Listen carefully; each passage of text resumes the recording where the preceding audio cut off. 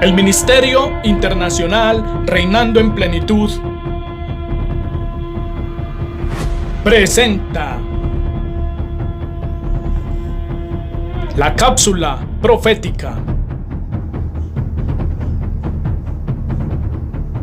Pastor Jorge Matallana.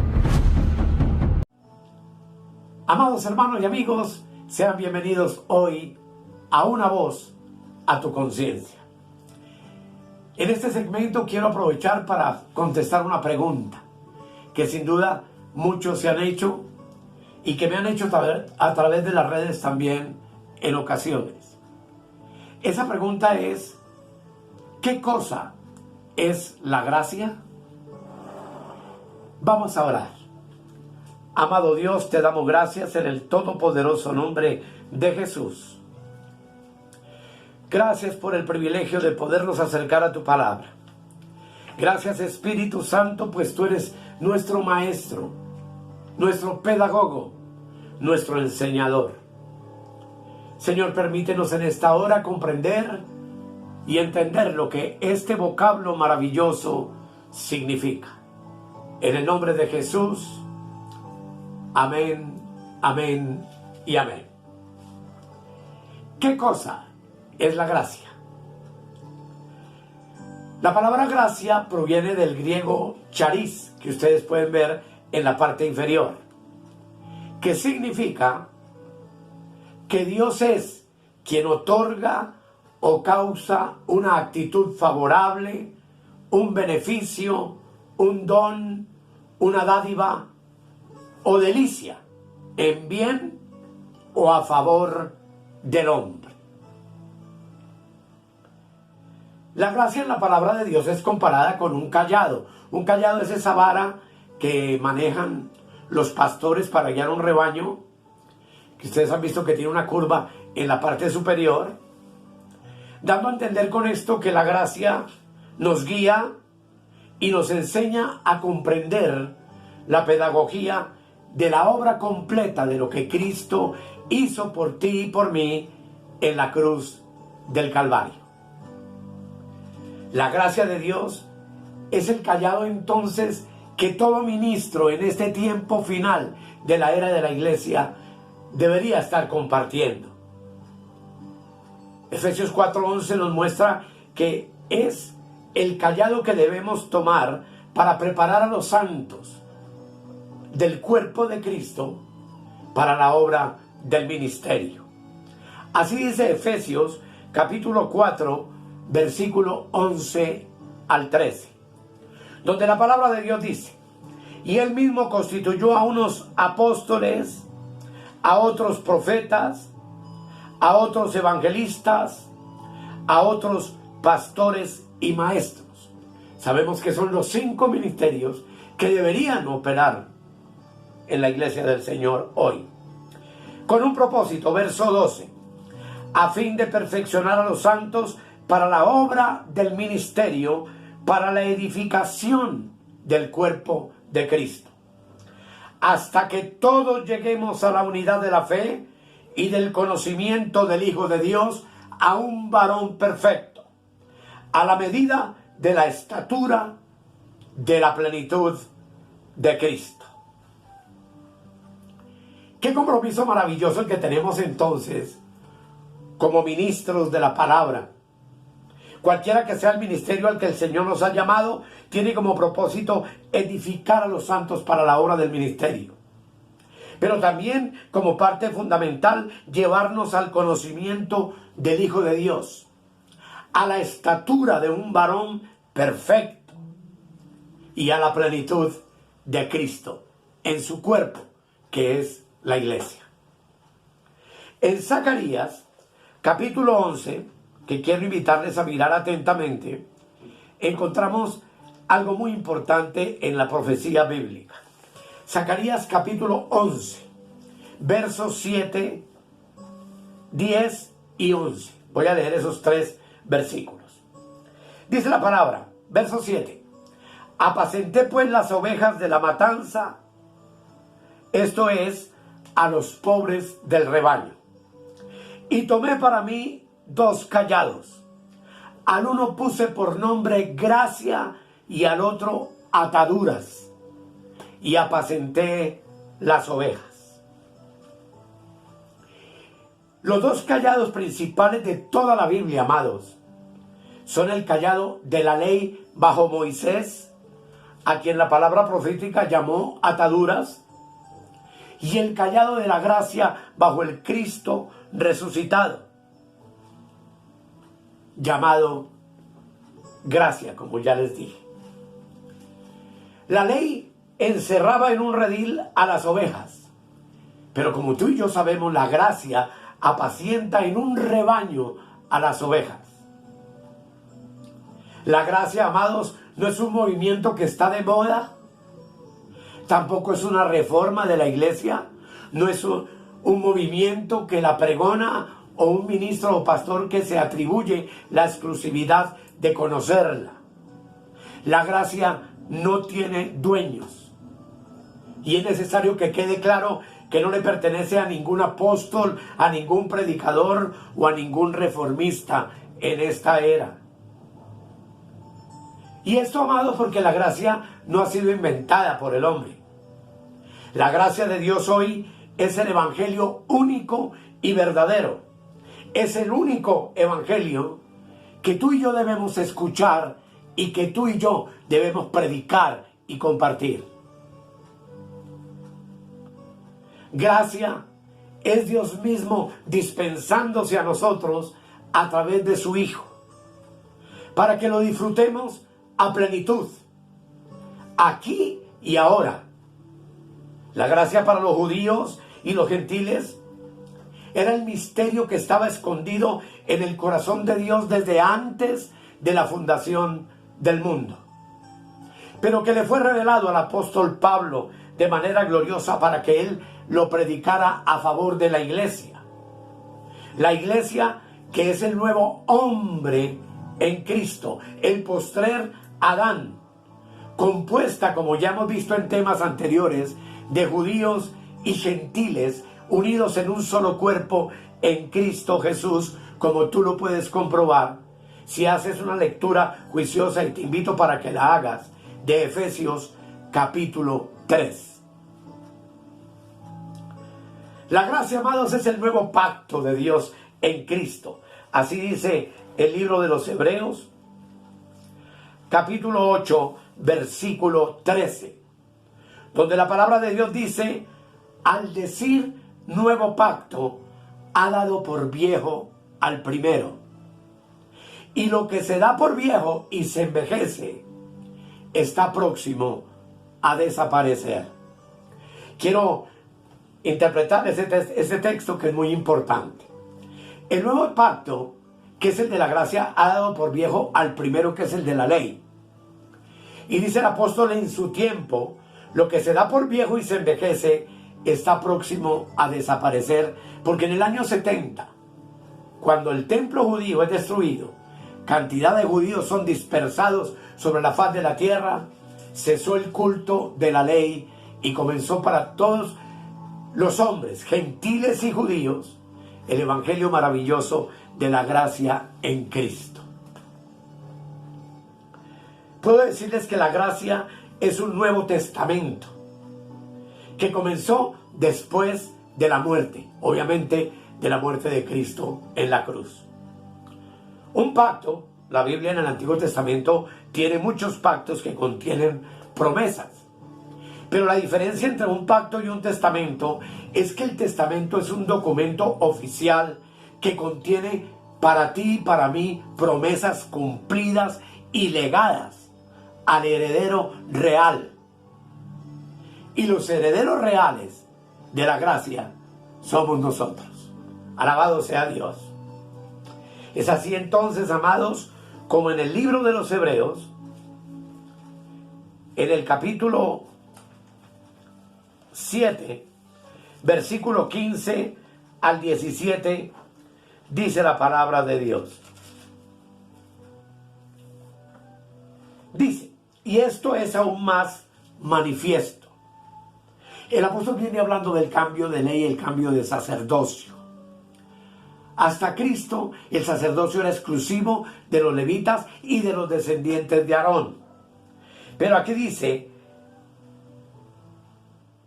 y esto es aún más manifiesto, si a semejanza de Melquisedec se levanta un sacerdocio distinto, no constituido conforme a la ley del mandamiento acerca de la descendencia, sino según el poder de una vida indestructible.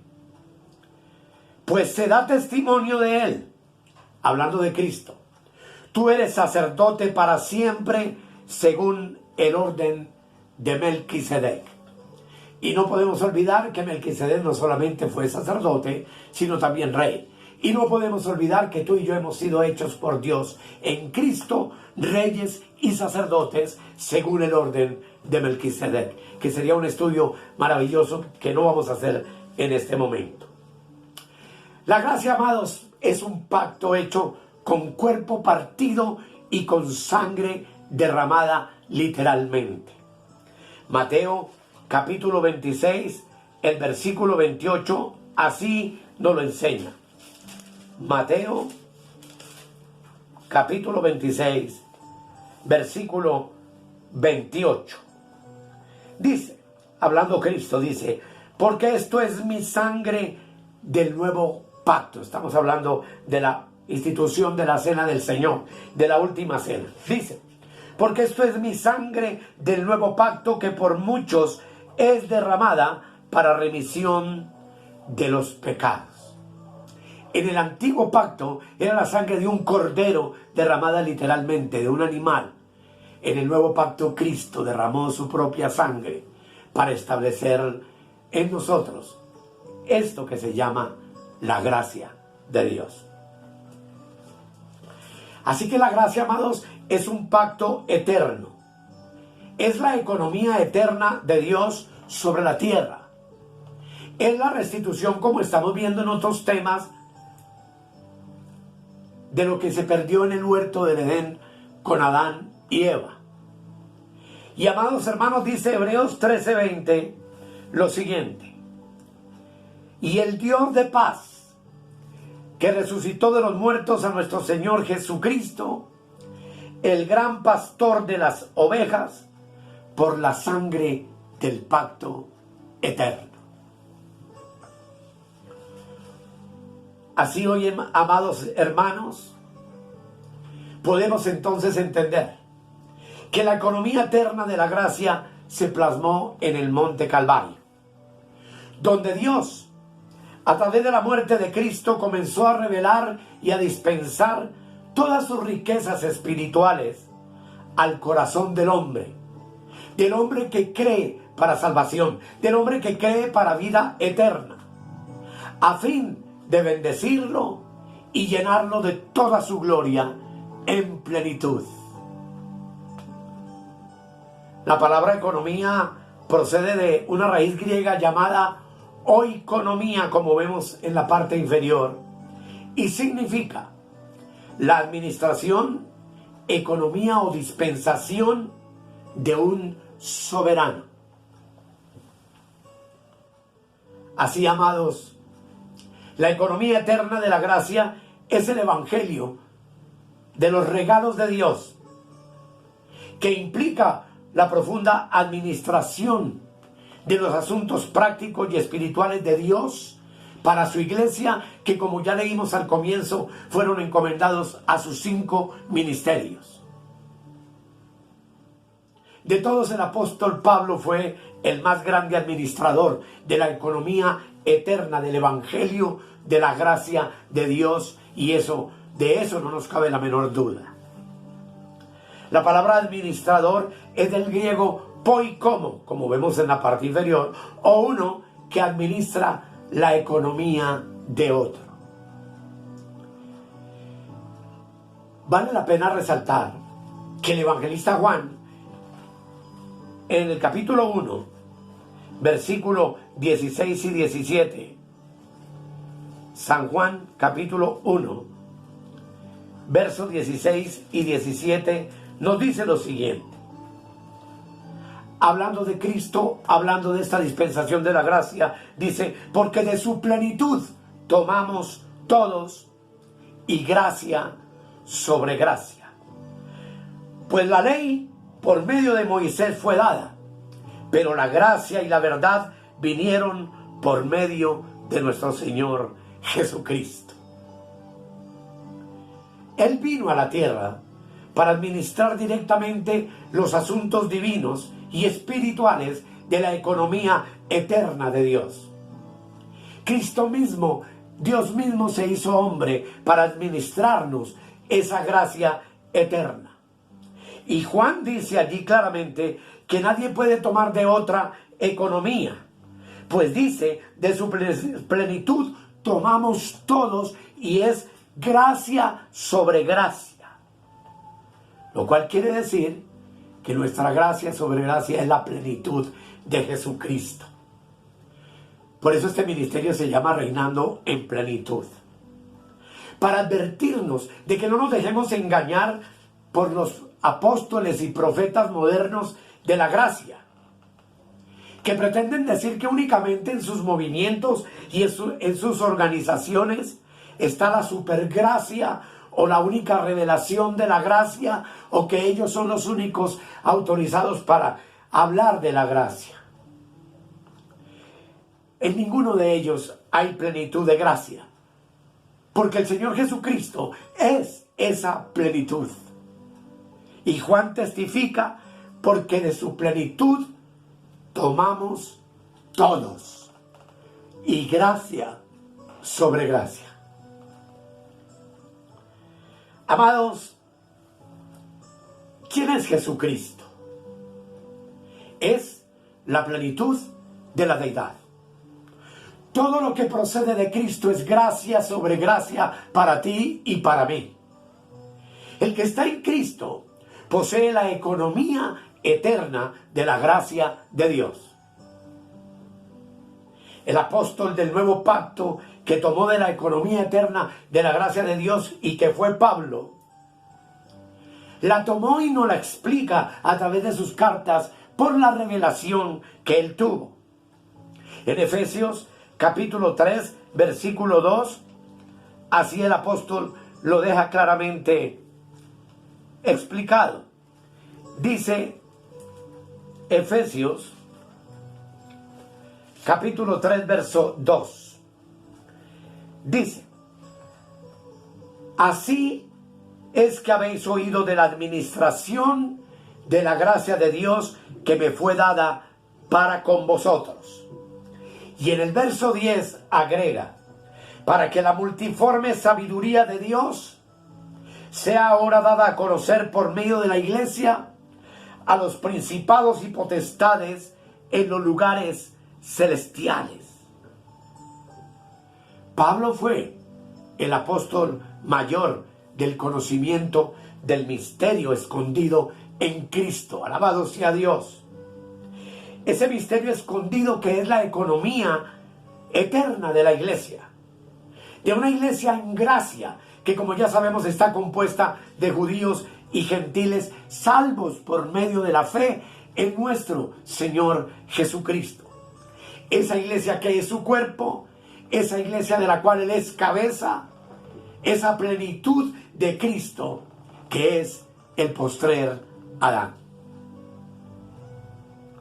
Dios le ordenó a Pablo predicar y aclarar el misterio, anunciar el evangelio de las inescrutables riquezas de Cristo a los gentiles. El verso 8 dice, de Efesios 3, a mí que soy menos que el más pequeño de todos los santos, me fue dada esta gracia de anunciar entre los gentiles el evangelio de las inescrutables riquezas de Cristo. Y es a través del Espíritu Santo y a través de las epístolas paulinas que tú y yo podemos conocer entonces el misterio de Dios y ser llenos de la gracia de nuestro Señor Jesucristo. La carrera y ministerio del apóstol Pablo fue predicar gracia sobre gracia. Predicar gracia, amados, es predicar al Cristo resucitado y su obra consumada en la cruz del Calvario. ¿Cuál es entonces la voluntad de Dios en este tiempo para su iglesia? Hechos capítulo 13, el versículo 43 nos responde esa pregunta maravillosa. Dice la palabra de Dios. Dice, y versículo 43, Hechos 13, 43. Y despedida la congregación, muchos de los judíos y de los prosélitos piadosos siguieron a Pablo y a Bernabé, quienes hablándoles les persuadían a que perseverasen en la gracia del Señor. Bendito sea el nombre del Señor. Es importantísimo, hermanos, entonces relacionar este texto con Romanos 11, 5, donde la palabra de Dios dice lo siguiente: y también aún en este tiempo ha quedado un remanente escogido por gracia. Amados hermanos y amigos, el Evangelio de la gracia de Cristo afecta por completo nuestra experiencia doctrinal y las opiniones personales que cada uno de nosotros pueda tener acerca de la salvación. Si alguien está esperando un avivamiento, del cual se habla en muchas partes porque la gente se cae o tiembla, o oran en lenguas o hay profecías, el avivamiento vino hace 2000 años. Y ese es la gracia.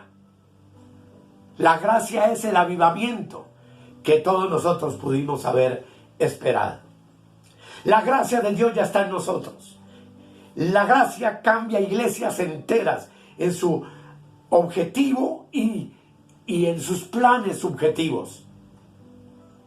La gracia es eterna para los eternos, que poseemos la vida eterna en Cristo Jesús, Señor nuestro. La gracia produce cambios radicales en nuestra teología tradicional, en nuestro mensaje y en nuestras vidas.